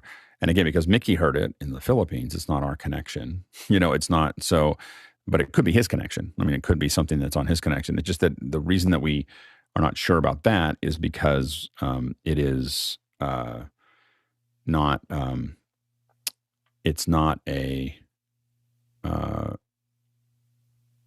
mean, it could be a connection, but it's not the kind of thing. That's not usually what it sounds like when it degrades. I think that's the issue that we have. The thing it sounded like to me immediately is of course, Leo Laporte famously always had that problem, especially when people were using USB mics. But where eventually, and it was usually longer into the record, but then all of a sudden they start to scramble. They unplug the mic, plug it back in, and problem solved. Did you have him unplug any of his stuff? We didn't. We didn't have him do that. It didn't sound like, I know exactly what you're talking there. And when that happens, it's unlistenable and it's constant. Like I've been in those shows. I've actually had to unplug and plug my mic in to do it myself, but you can't hear anything. It just completely falls apart, once that USB issue happens. So I don't think it's that. Go ahead, Courtney. All right, I had to get to my mute button. You weren't recording in the Scorpio, although you could have been. There's no Scorpio in the pipeline. What is the first thing the microphone's plugged into? His microphone's plugged into an X32, but Michael's was fine. Oh, I see. Okay. So that USB interface between the Scorpio or that's using for mic preamp on the input? His or ours? We have no problem on our end. We had no garbling on our side, so it's the other side that had a garbling. Well, between that first laptop, what type of laptop was that? The Mac Mini. Okay, and you're going in USB from. Again, I think that the issue is that because Mickey heard it in Zoom, it's very unlikely it was on our side. Because Mickey heard it in Zoom. He's in the same meeting as they are, so it means that it happened at the reflector or earlier. Like it can't happen in our system when we know where. And this is an important piece of the puzzle, is that during the show we asked Mickey to listen to it inside the show, like as another person in the meeting, to make sure that he could hear the glitches on his end, and he did. And that means that he was listening to it before it hit our system. Does that make sense? Yeah, but if you do you have your diagram still there? No, I deleted it. Oh, okay. Well, I've been having problems with the USB bus on a Windows computer with it being saturated. I was just wondering if that. Well, but that wouldn't be our side. You're right. That could be the case, but it would be on his side. We don't know what his computer was. I see. So it could be, there is something that. And sometimes error correction will do with packet loss. If it goes so long and it can't find the right packets, it'll substitute or it'll extend the previous packets and flip them sometimes to extend out that sound to fill the hole. Right. And that may be what you're looking at on that waveform. Right, but it would be, it doesn't sound like something. It'd be packet loss somewhere where it's being transmitted over the internet. Could be on the internet. Go ahead, Mickey. I'm going to speak through the gray matter system again, and I'll switch back right after. I know I'm coming in horribly off sync right now, but the it feels to me like it is some sort of USB bus being saturated, and that's why I mentioned last Friday to Alex that I wonder if there is a USB hub somewhere, or specifically an unpowered USB hub, or maybe even a USB 2.0 hub, not the 3.0 hub there. It doesn't sound like packet loss as we've been accustomed to with people on Wi-Fi over web conferencing platforms. Another thing, another possibility perhaps might be, I know over the years, over the newer versions of macOS, the core audio has gotten less and less stable, and I've experienced that myself. It could, although in my experience, it's usually been like immediately an immediate death of core audio. It doesn't degrade, but I wonder if it could also be related to that. Yeah, and we definitely explored a little bit of wondering whether it's our core audio going to Dante or Dante. And I've had issues with Dante Virtual Sound Card in the past, but usually when DVS fails, it is a thump. Like it just disappears for a second or two and then comes back up again. Like it doesn't crackle. DVS just stops, and usually that's some kind of clocking issue that it gets out of the clock goes off and it thumps. But it doesn't. It does a reset that. That's been my experience as well with DVS crashing, similar to core audio, just goes away. Yeah. Go ahead, Mitchell. Yeah, when I first looked at it, I would have said replace the DVS, the digital Dante virtual sound card with like an AVIO or a hardware device and get that out of the equation. But since it's not that, it sounded like a USB issue, and it might very well be what Mickey says, the core audio updates in Ventura. Yeah, Jeff? Now you're recording with ZoomISO, is that right? But remember that when we say that, we just want to make sure that we're clear that we heard it from the reflector. So there's probably nothing in our side that is doing this. But you never in the Zoom meeting ever muted your side of the audio in Zoom? Because if I'm not mistaken, I mean, theoretically unlikely, but do you know for sure that you weren't introducing that into the Zoom meeting where Mickey would have heard it? ZoomISO is a passive. I mean, it wouldn't affect anything on Zoom side there. And again, I'm leaning towards either the Scarlet or the hub. Like it's, and again, anytime someone says that they've got a Scarlet in the pipeline, I kind of assume that there's going to. I was surprised until this happened that nothing had happened. Until I was like, wow, the Scarlet's working so well. I didn't have to spend an hour prepping it, of trying to figure out why it wasn't working, because that's usually what happens with Scarlets. And I assume he said he's never had this before on his end. Well, the interesting thing is that we did expand. we did look at his other hits and they weren't there. But that doesn't necessarily mean that it couldn't happen, but he does a lot of hits, and so it's easy to find him. And so we were able to look at a couple other ones. We didn't see it. We just didn't know if they'd cut around it or, just there's a chance, for short hits, there's a chance that they talk for an hour and they put in 8 minutes, that kind of thing. Next question. Well, the question was mine, and I probably should have just raised my hand and brought it up directly. But since I couldn't hear anything, I was focused really heavily on the waveform that you displayed at the top of this, and it just looked weird to me. I mean, I don't normally see that kind of sawtooth pattern in a good audio signal, so I'm wondering if that's just the way that it was displayed, or was it really that the phase was positive and then negative back and forth constantly? That seemed weird. Yeah, I couldn't hear it. So it definitely. We've seen the sawtooth before. It's usually some kind of comb pattern, and we've seen it digitally. The only other time we've seen it is when Boom Recorder. The reason we have a Joco is because Boom Recorder failed, and gave us something that looks very similar to what we just saw. Go ahead, Courtney. Yeah, what can happen in two's complement? Is this a stereo file or is it a mono PCM file? It is a mono file. PCM. Yeah. Mm-hmm.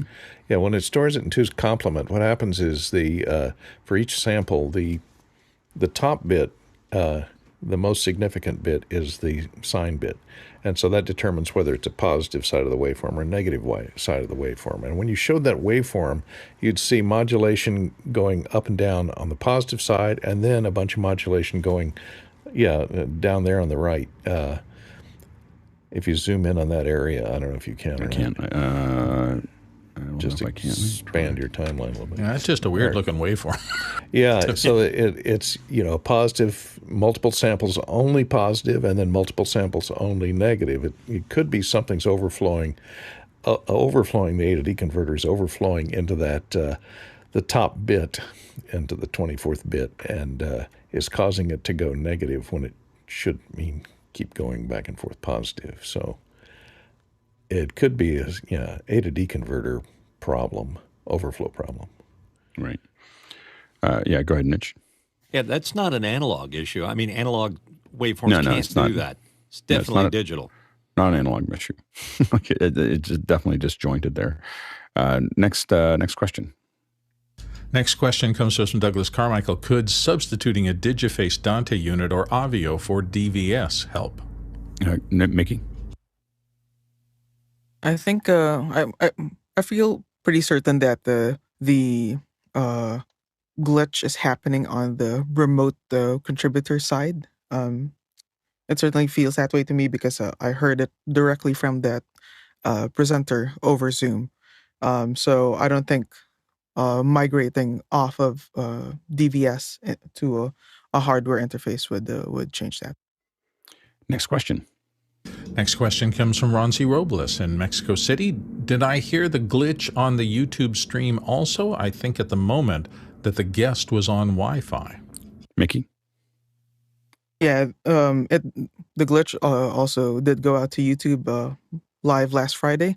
I don't know if the guest was on Wi-Fi because we were quite rushed in terms of getting the guest set up for the show. And I'm looking at the Discord right now, and perhaps Shannon might want to ping me if she knows if the guest was on wired Ethernet or Wi-Fi. And even then, again, it didn't.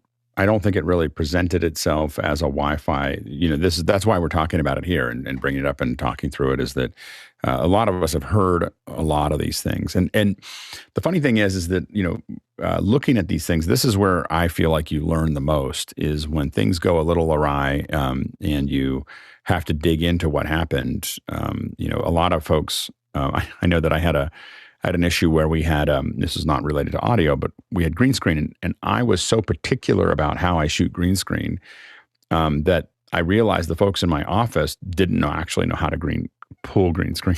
What they knew how to do was, they'd light it a certain way and then everything would all they do is tap something and all the green was gone and all the hair was there and it was nothing to do anytime. But if they had a slightly challenging green screen, they had no idea where to go next, like how to divide and conquer, how to build core mats or garbage mats because they never had to do that. We always had perfect screens.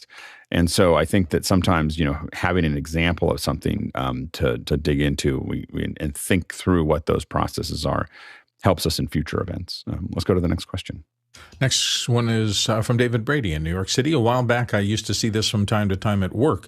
The Zoom meeting dashboard can get you into the participants and expose any issues they might have with the CPU and network, GSM, Wi-Fi, other network congestion, CPU thrashing, and so forth. Yeah, we'll have to look. I don't think we have the license for that, but like enough of a license with Zoom to do that. But it's a really interesting one. To be able to go back and dig into that. And you're right that you can get, if you have the business license, which I don't think we have on this account, you can definitely do that. Go ahead, Jason. Yeah, I've got a +1 that it really seems to me like a CPU that's saturated, not a bus. Yeah, and the this gets back into why we like to send out kits with whole. I mean, we can't afford it for the show that we're doing it on, but why we like to send out whole kits with Mac Minis or laptops or other things like that, because it's so much easier to we control it at that point, and we understand, and it's a known system for us. Going to different systems all the time is part of the challenge. I think we have another question there hiding there. Yeah, go ahead. Next question. Jeff Cohen of Miami Beach is up with this. Thoughts on deciding when to stop recording and deal with the problem versus concerns of breaking the flow of the interview. Yeah, go ahead, Jeff.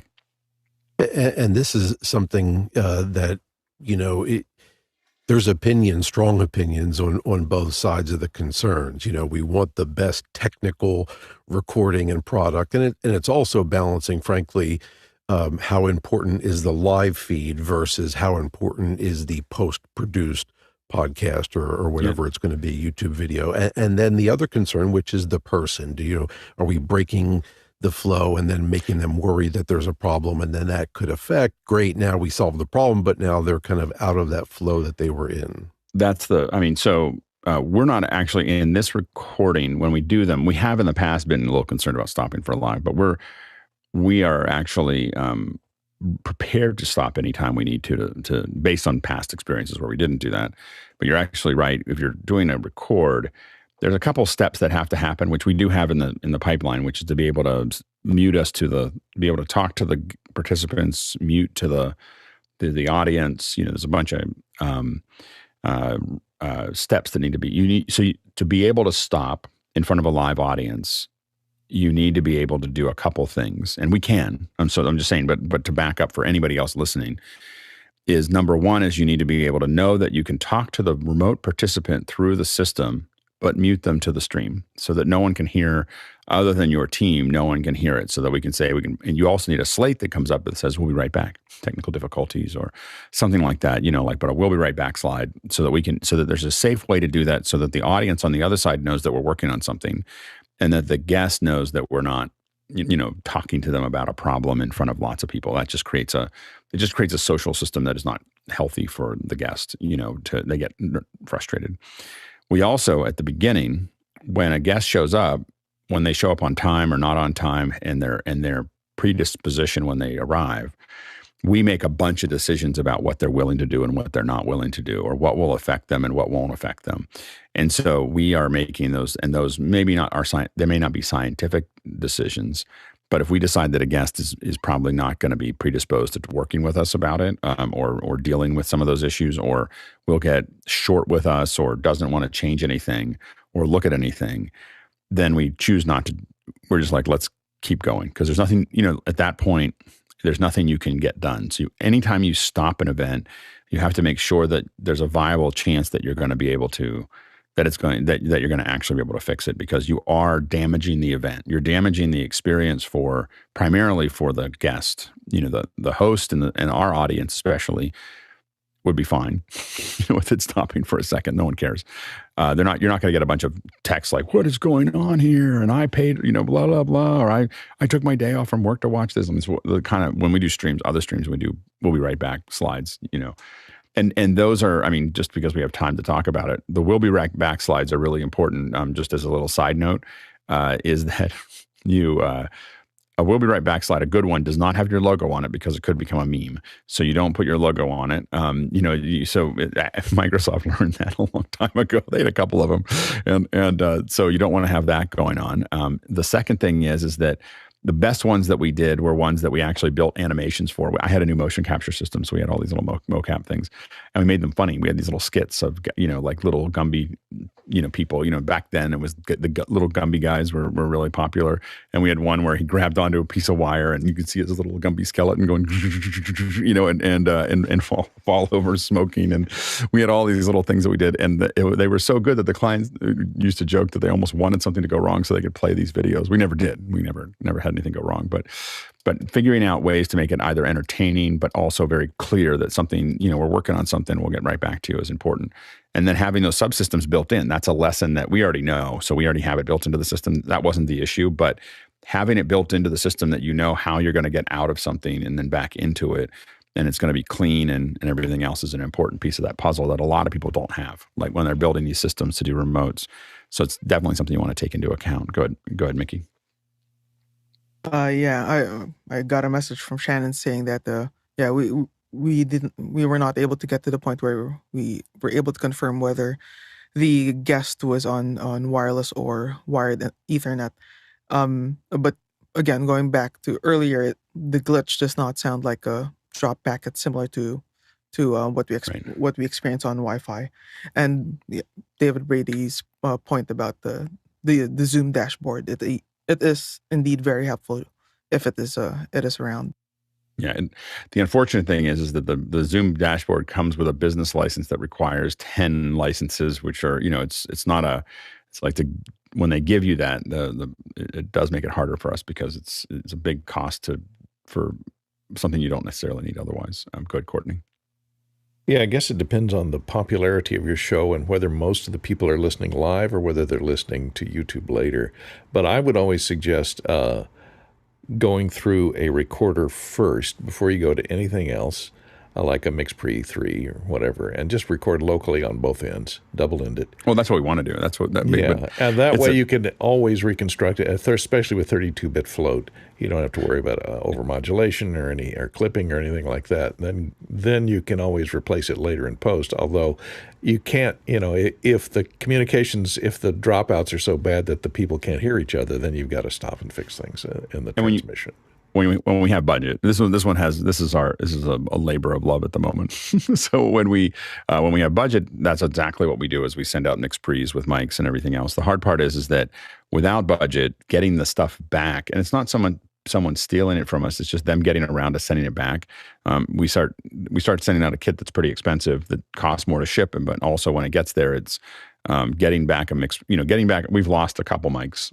I don't know, 2 or 3 mics never came home. These MV7s that I bought, and it wasn't something that, it was just like, they have a whole bunch of mics that just gets tossed into, that's the worst part, is it gets tossed into a box, or they live far enough away that going to FedEx is a major thing. And a lot of the folks we work with are pretty busy. And so we do pretty good, pretty well at getting our stuff back. And we've been pretty successful at it, probably well over 80%. But when you start losing MixPres, that's not something that we want to do. And again, it's expensive when we're not to a point where we're getting advertising budget yet. So it's all coming out of mostly our pockets. so anyway, so it's so we're that's what we're so that's kind of our limitation. So that's why we're working on that. But I agree with you that double ending. It's also why we're looking at sources like Squadcast specifically to record on the computer. If Squadcast gave us a ZoomISO like video, we'd probably be even like on the other end, which it might. I'm going to do some research. I think the last time I was brought into a Squadcast, there was no video; there was just audio. So but that's been years. So it could, if they've added video and if it has it there, we may look at that again, this doesn't look like a transport issue. This doesn't look like Wi-Fi. It doesn't look like Zoom. It looks like it was something. It's a Squadcast or a local record. In this case, on the computer, before it got to the computer, you're right. If we had a recorder in there, it would make sense. But otherwise, and because we have time to talk about it, what I'm amazed at is that I guess there's one company in the UK that does this, and I'm wondering whether they must have a patent on it or not. But what really needs to happen is a microphone that records in the microphone. Like, it is imagine a microphone that just records, or a mic plug that you plug into it that allows for real-time communication, so that it ties back to something and allows you to record and does a kind of a store and a store and transmit later. And if I was going to do this, I would build it in with I would build it in with both a 5 LTE 4G or whatever, a little card that you could put it in, as well as a Wi-Fi capability. And I would also then give it an ID number so that I've been talking about this for a decade now with companies, and no one's done it yet. And I assume that there must be something much harder than I thought.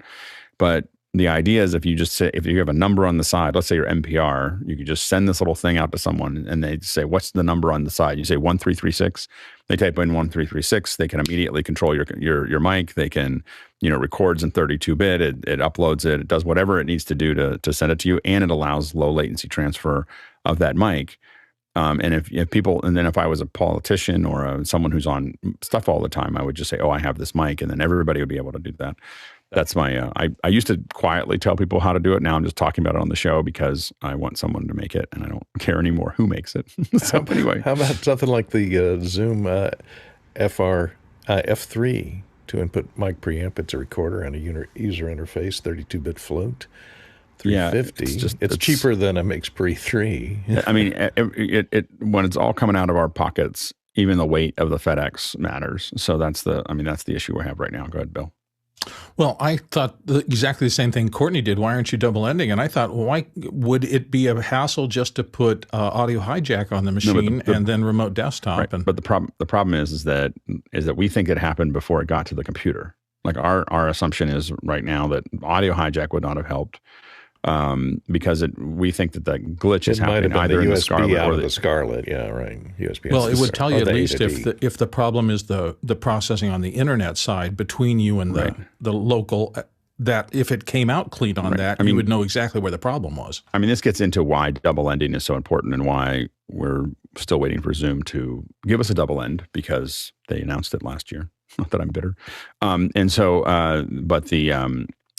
But double ending is super important for this kind of thing, specifically so that we know, at least at the computer level, we're not dealing with transmission. Go ahead, Jeff. There's there are a couple USB mics that have SD card recorders. I don't know for sure. It's usually not very high quality. Well, they would have been better quality than this in this case. Right. That's the trade-off. And I don't know that they, I assume they do both, which is you could still send out the live audio as well as recording locally. I mean, I'm assuming they're doing that as well. Yeah, I mean, they would be better in this case, but in most cases they're not. That's the problem with them. I mean, they're getting a lot better. They are. No, they are. And again, we are constantly the mic choices that we have are much better than they were even 3 or 4 years ago because of work for home, because there's more podcasting, because there's all these things. It's unfortunate that the larger companies that really do this haven't really bit down all the way on doing something that is truly the solution for this. Next question. Douglas Carmichael's up next. Could mixing the show live, ZoomISO et al., reduce the risk of issues like this? Well, we are mixing the show live, so it doesn't.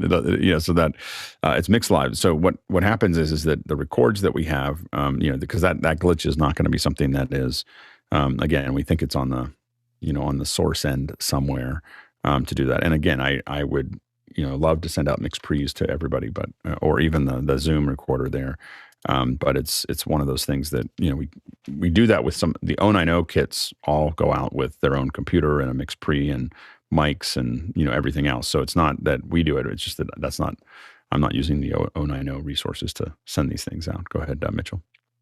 There's another probability, and that is it may never happen again. That really can be frustrating. Yeah. I mean, what I will say, and I don't think I'll do this probably again on this show because I don't want to keep on bringing it up over and over again, but we may do it more inside of the gray matter thing as kind of a fun little private stream of talking about what happens with when you record these. It's not this problem, but when you're doing these remote records, it's some problem.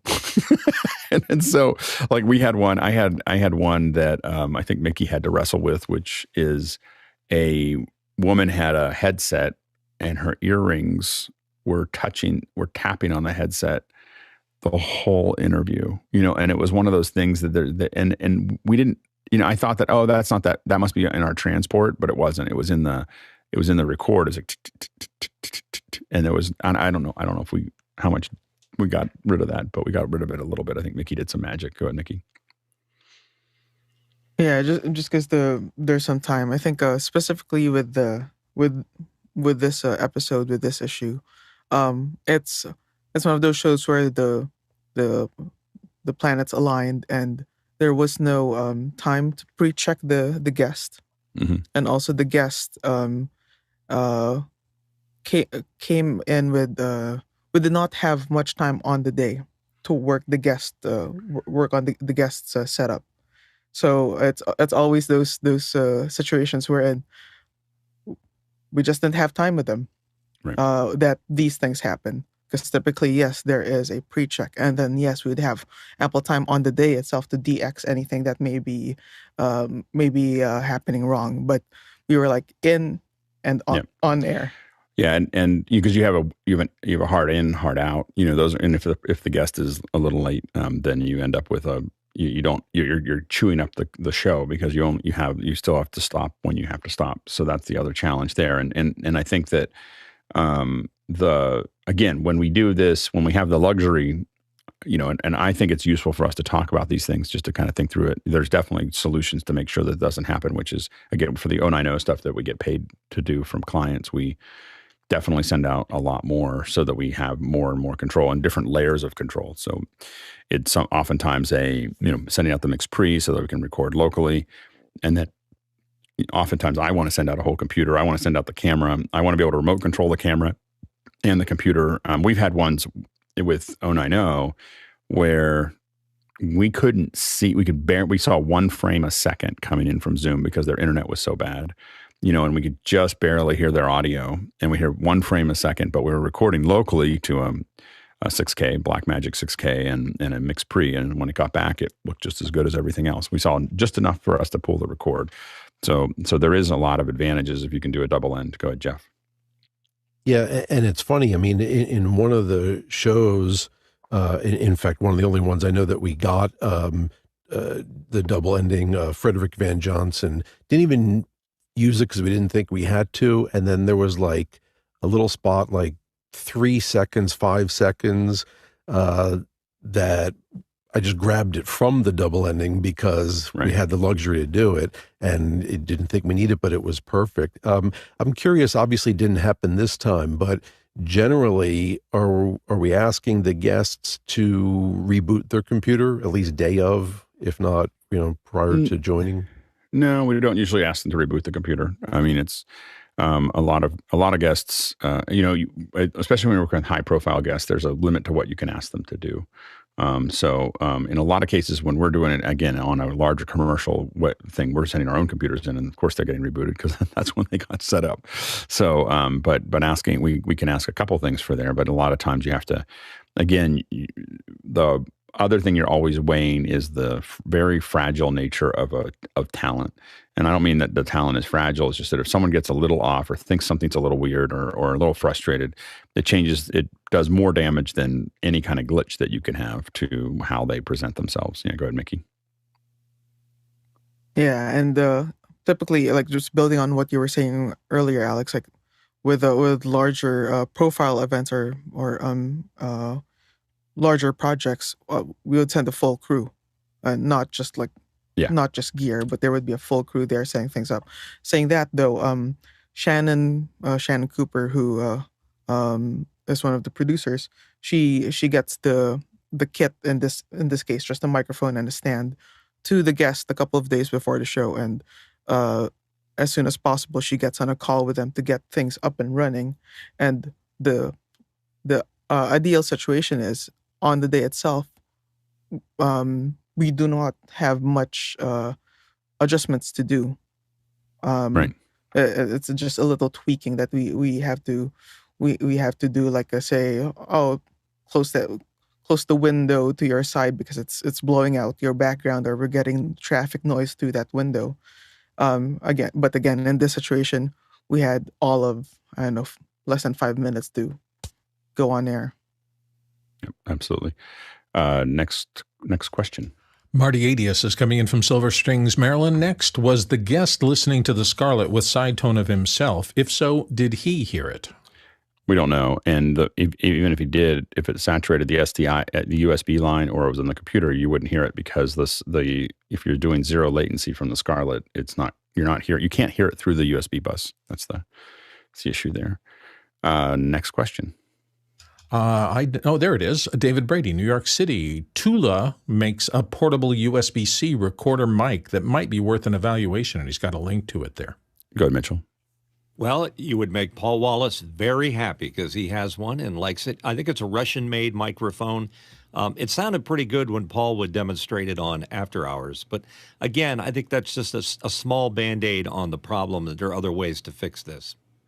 I did test the Tula and didn't think it was as good as the MV7 from a pure capture perspective.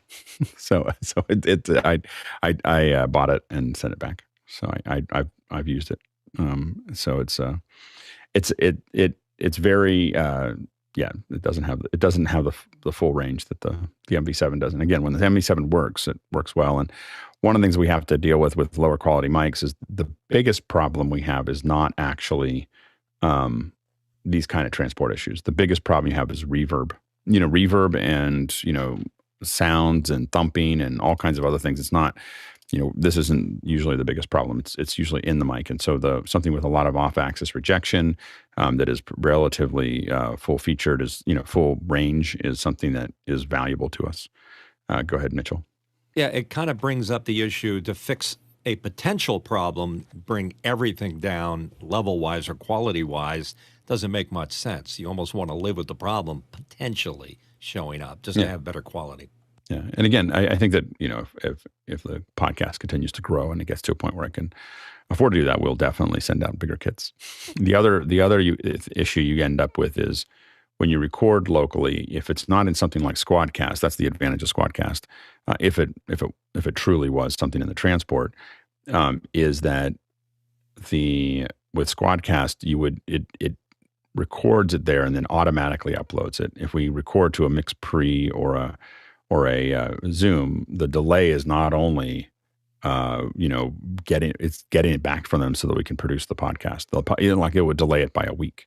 And oftentimes we're turning these. The way that this podcast goes out is it is, well, in a perfect world, I record it in Logic and then send out that piece there. I've done that successfully like twice so far. It's always some little issue. I got it done 2 weeks ago, and then this last week I didn't do it right. Anyway, so we recorded it in Logic. It goes out. There's already now in these days I'm already EQ'd it. So I'm listening to that pre-show and I'm adjusting EQ in real time while I'm listening to them, and kind of doing all the adjustments that I want to the show.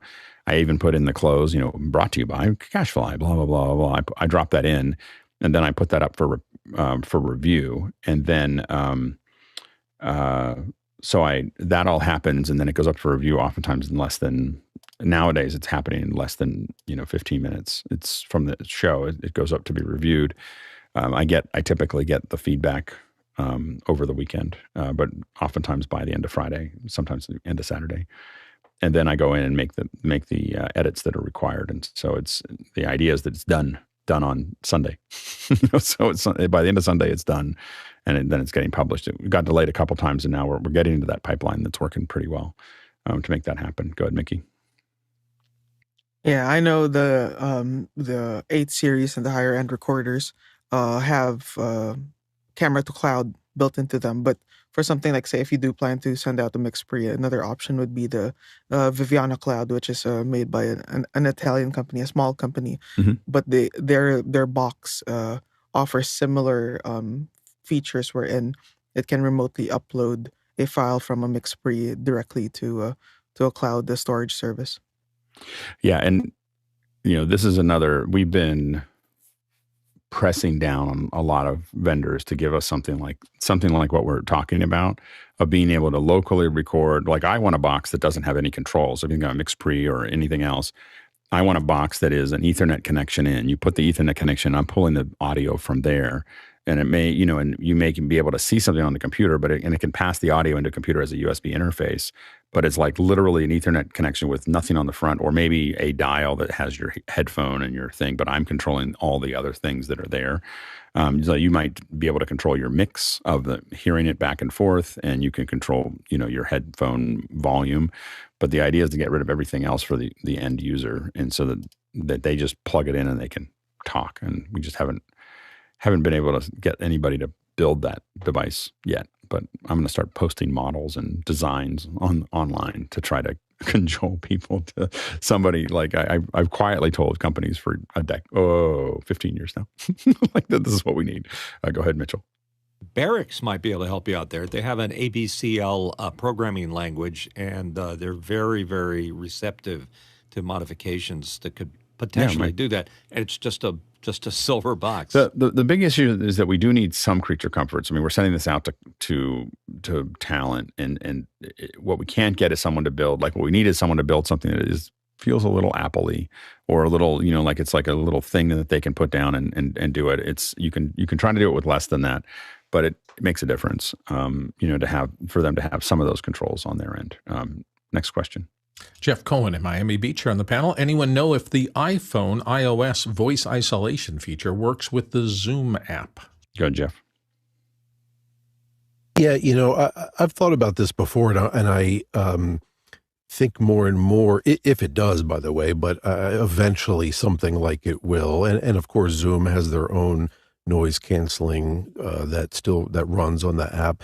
I mean, I'm thinking more and more that for a lot of people, regular people, guests on an interview, the solution might simply be a little stand that puts the phone at eye level, and a lot of them have little lights. I mean, these things are really small and compact. You open it up, it's got the stand, it's got a little light on it, and they put their phone on there. And with all the audio capabilities like voice isolation, if it's working with Zoom especially, it's going to get rid of all the complications and reasonable stability. They're on Wi-Fi for the most part, but other than that, it's pretty good. We've used it. We've used iPhones and iPads for some of the stuff that we've done in the past, and we chose not to continue going down that path. Not yet. It could be. It just wasn't quite there yet. It's a physics problem. They're looking at it, and they're 4 feet away or 3 feet away, and no matter what we do, we end up losing, a fair bit of fidelity. So making that a regular thing is something we try to avoid. Go, Jason. Yeah, it does work, but I found that Apple's isolation tends to work much better the more microphones it has, right? So the iMac's got three mics, and its isolation is much better because it can kill out the room noise. But on macOS, you can actually do this per app, right? Per input, it can do this, and you can decide whether or not you want to do it with any input. You can also use the iPhone, and with the iPhone's input, decide whether or not you want the Mac to be using the multiple microphones to do the input or to do the noise canceling. Go, Chris. Alex, I apologize for going backwards, but have you ever considered, especially with the talent resources that we have here, why don't we build the box that you want? Why don't we design it? Why don't we figure out the circuitry? I'm sure it's a couple of chips. Maybe we put enough software in it that we can install any noise isolation plugin that somebody wants to pay for. Why don't we build the Alex box? Hardware is hard. I'll tell you this. About 5 years ago, I worked with Adam Curry, Podfather. He was building the ultimate podcasting box, and he was very close to it. He did a crowdfunding thing, didn't quite. He was very risk adverse, so he didn't want to put a bunch of his own money into it. I helped him with the video, the crowdfunding video, and some logo design and stuff. But one thing that I am interested in now that you say that is if we were able to crowdfund enough money to actually do it well, I don't think we could do it in our spare time. I think we would have to do a Kickstarter or something. But if we had, if I don't know if we'd be able to raise $500,000, but that's probably what you need to develop it. Like, you have to have a pretty good idea what you're going to do. And then you work with let's think about that. What Adam ended up doing, and he was a little miffed by it, he now uses what Courtney has, the Rodecaster Podcaster Mixer Pro thing, whatever. And he said, he said, I'm pretty impressed with it. But he's actually using it because sometimes when he travels, he wants an easy thing to pack up and go. But I think it's an interesting idea. I think the hard part and what's kept me from doing it myself is that for the kind of work that we do and when we're sending them out and we're doing the records, I'm very attached to the noise assist, but I think that if we were getting something recorded locally, I think that would make sense. The noise assist, I feel like is this even like I take these little mixed pre's to hotels and do all this other stuff, and it is a to me it's such a game. There's two things that I think about when I go remote, I kind of feel like I'm like some of our guests. Is noise assist and a short depth of field is like the two things that I feel like are really key, and those are expensive things to do. Go ahead, Mitchell. Some of the stuff already exists. We don't really need to reinvent the wheel. The radio industry has been doing interviewing for a very long time, and a company like Comrex would be a potential choice. Yeah, I mean, even Angry Audio has some stuff that does that. I'd love to work with Angry Audio on something like that, but yes, there are things out there, but I got to tell you, man, I go to NAES looking for this device, looking for exactly what I'm looking for, and it really needs to be clean, and no one builds it clean. They build it for a bunch of different things, and they build it, they don't really, it's got to be, I might as well just keep using what I have if someone doesn't nail it, and that's and I think that it could be nailed, but it's not. Like I look at it like, okay, well, I'll just keep doing what I'm doing. I would give it another look because voice tracking on radio is a big thing now, and they want high quality. So take a look. I can tell you, I spent weeks getting a Comrex to work out of a facility, and so it's not as automatic as it. AES may have some of this stuff looking for you. We'll look for it. It won't be there because I've given up that someone else will build it. Bill, regarding your suggestion here, you ought to talk to George the Tech Whittam because he grouped with Centrance to try to do a specific piece of hardware to do audio recording for voiceover talent. And I don't know how it's gone. I haven't heard about it in a while, but they were just trying to get 100 orders in. I think that was great. I think that for voiceover talent, I think what George built was perfect. I think that what I'm dealing with is I don't want any dials.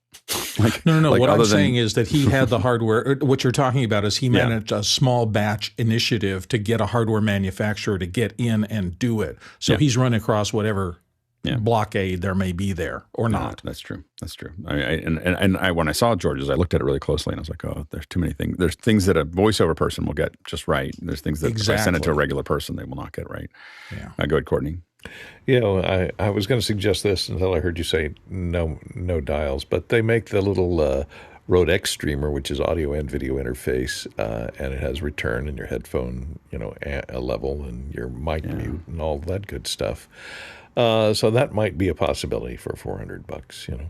Yeah, it's really got to be. And it does have the AFX processing built in, so you can have all that goes. The big thing is as a user, as a controller, I need to be able to control it remotely. Like I can't have the Yahoos, actually touching the gear. Go ahead, Jeff. You were going to say something. Sorry, Jeff.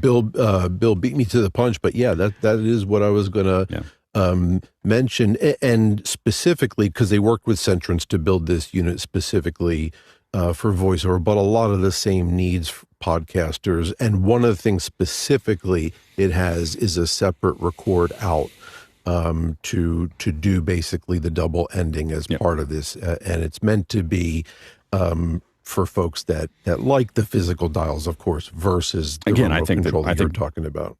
for voiceover talent, I think that George's creation was genius. So I think that it was great. I think for what I'm trying to do, I just need to be simpler because I'm usually dealing with non-technical talent.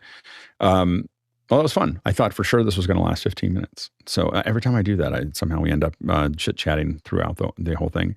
Let us know I don't know where you'd let us know, but let us know if you liked this discussion. I kind of feel like slowing down every once in a while on these shows and digging into something and just talking through it with a bunch of smart people is useful to learn from. I think we dug through a lot of different issues that you end up with podcasting.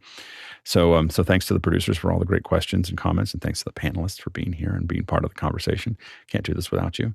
And thanks to the incredible team on the back end that does the development and does the editing, does the managing, does the planning, all of those things that make this actually occur. We appreciate everybody's effort. And we traveled today 141,000 miles. That is 227,000 kilometers and 1.121 billion bananas per scale. Let's go into after hours. Found your box, Alex. What? I found your box. Where is it? Who has it? Right here. Is that the appropriate number of knobs? Yes. No, It's a beautiful box. It's got to have 2 knobs. It has to have the side tone mix and the overall headphone volume. Like that's and it can't have screws on it. Like a cough switch. Project box for the hardware person. That's the equivalent of a blank page for a writer. Crow Church. Crow Church. There we go. Look at how So they're those like are in fake? little Crow lines. funeral. They're fake. Little crow. That's just not right. Those I are drove by them. groom. My wife the drove by. groom's side or the What bride's you need, side? what you need is you got to have that woman from the plane. That might not real. Sorry. Oh, that meme. Oh, Yeah. no. It's not real. Both my wife and I were fooled by it. I would run off that plane.